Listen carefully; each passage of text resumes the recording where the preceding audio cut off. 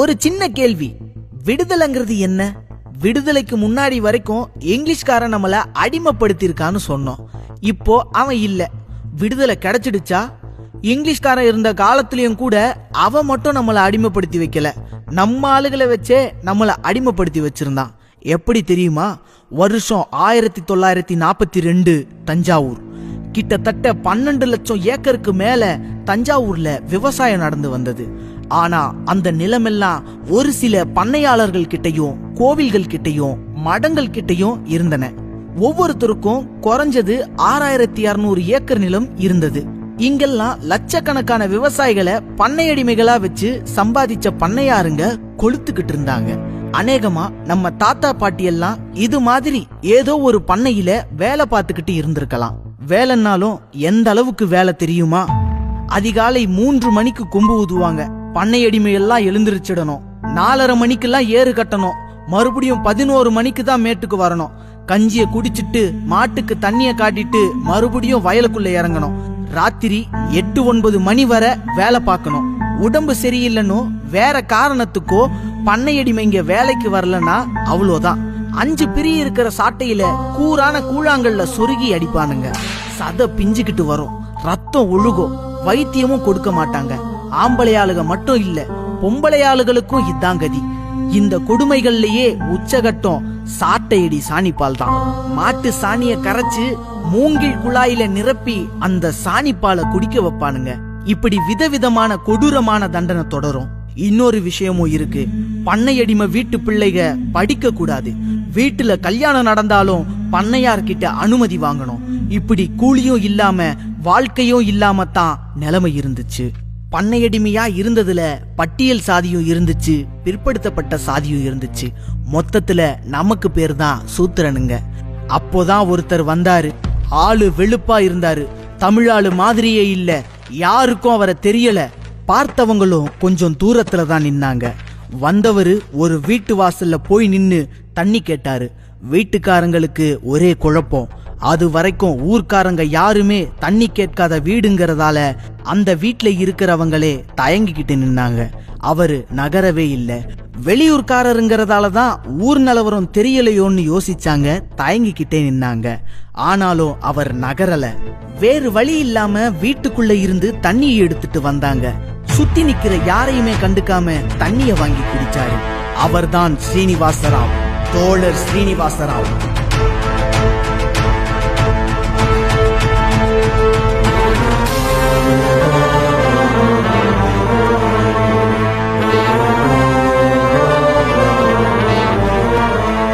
முதன்முறையாக தமிழ்நாட்டில் விவசாயிகள் ஒருங்கிணைய முடியும் என காட்டியவர்.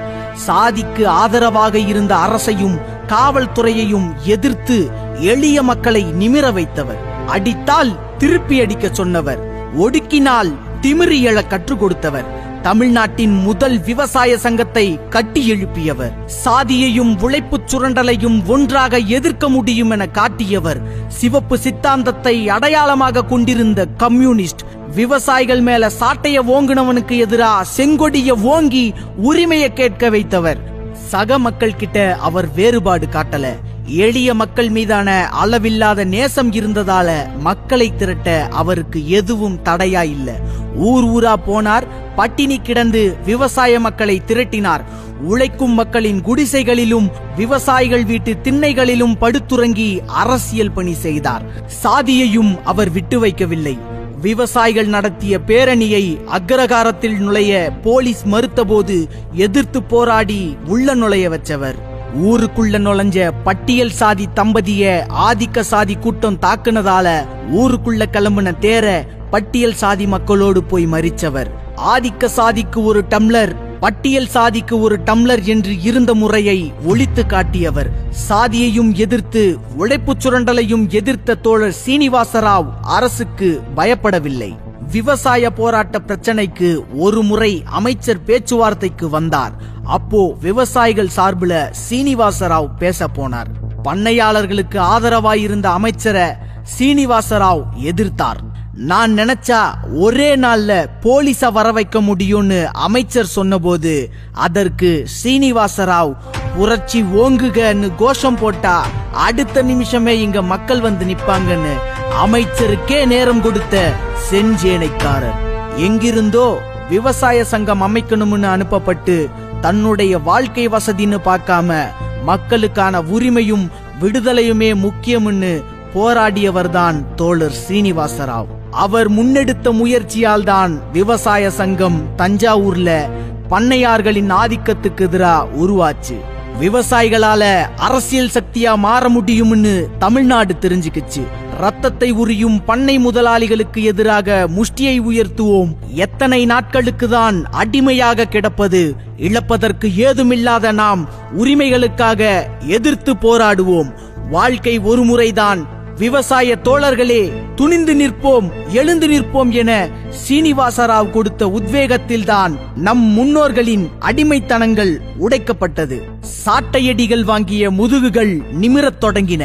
சாணிப்பால் ஊற்றப்பட்ட வாய்கள் ஊற்றியவனின் முகத்தில் காரி உமிழ்ந்தன. சாதியால் ஒடுக்கியவனுக்கு எதிராக முஷ்டிகள் உயர்ந்தன. கிராமம் கிராமமாக பயணித்து விவசாய சங்கத்தை விதையாக்கினார் தோழர் சீனிவாசராவ். மக்கள் சாறை சாறையாக சங்கத்தில் இணைந்து கிளைகளை பரப்பினர். சீனிவாசராவின் வாழ்நாள் போராட்டங்களுக்கு இறுதியில் பலன் கிடைத்தது. பண்ணையாட்களை சாட்டையால் அடிப்பதை நிறுத்த வேண்டும். சாணிப்பால் கொடுமை அகற்றப்பட வேண்டும். முத்திரை மரக்காலில் நெல் அளக்க வேண்டும் என்ற 3 ஒப்பந்தங்கள் போடப்பட்டன. பண்ணையார்களும் ஒப்பந்தங்களை வேறு வழியின்றி ஏற்றுக்கொண்டனர். 2 சின்னப்படி நெல் கூலி பெண்களுக்கும் 3 சின்னப்படி நெல் கூலி ஆண்களுக்கும் கொடுக்க அவர்கள் ஒப்புக்கொண்டனர். விடுதலைங்கிறது இங்கிலீஷ்காரங்கிட்ட இருந்து மட்டும் வாங்கினது கிடையாது. நம்ம நினைச்ச வாழ்க்கைய எந்த ஒடுக்குமுறையும் இல்லாம சமத்துவமா வாழ்றதுதான் உண்மையான விடுதலை. அதை இன்னும் நாம அடையலங்கிறதுக்கு உதாரணம் தான் டில்லி எல்லையில இன்னும் விவசாயிகள் போராடிக்கிட்டு இருக்காங்க. ஆணவ கொலைகள் நடந்துகிட்டு இருக்கு. இன்னைக்கு பண்ணையார்கள் தான் உலக நாட்டு கம்பெனிகள். சாதியை காப்பாத்துறது மதம். அந்த பண்ணையார்களுக்கும் சாதி ஆதிக்கத்துக்கும் வேலை பார்க்கிற கண்காணிகள் தான் அரசுகள். 2 தரப்பையும் எதிர்த்து சாதி மத பேதத்தை ஒழித்து சமத்துவத்தை கட்டியெழுப்பும் போதுதான் உண்மையான விடுதலை நமக்கு கிடைக்கும். அதற்காக வரலாறு நமக்கு கொடுத்திருக்கும் தன்னிகரற்ற தன்னலமற்ற போர்க்குணம் நிறைந்த உதாரணம் தான் தோழர் சீனிவாசராவும் செங்கொடி இயக்கமும். தோழர் சீனிவாசராவின் நினைவை நம் நெஞ்சங்களில் ஏந்துவோம். புரட்சி ஓங்கட்டும்.